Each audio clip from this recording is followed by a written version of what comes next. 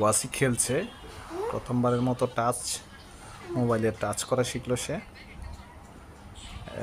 Touch করলে যে কাজ হয় সেটা সে বোঝার চেষ্টা করছে। তার কাছে আসলে এটা খুবই রোমাঞ্চকর একটা বিষয়।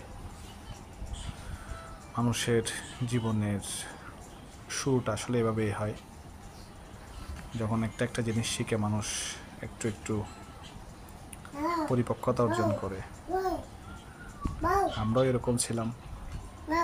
হয়তো আমাদের কোনো ডকুমেন্টেশন এখন নাই, পরিবেশ পরিস্থিতির কারণে আমাদের সময়টা আর এরকম, বিশেষ করে আমাদের যখন শৈশব কেটেছে 90s জেনারেশন, তো আর এরকম কোনো রকমের প্রযুক্তিগত উৎকর্ষতা ছিল না, হাতে হাতে মোবাইল ছিল না, ক্যামেরা ছিল না। যাই হোক, আল্লাহ পাক নেক হায়াত দান করুক, বুদ্ধিমান করে দিক, আমিন।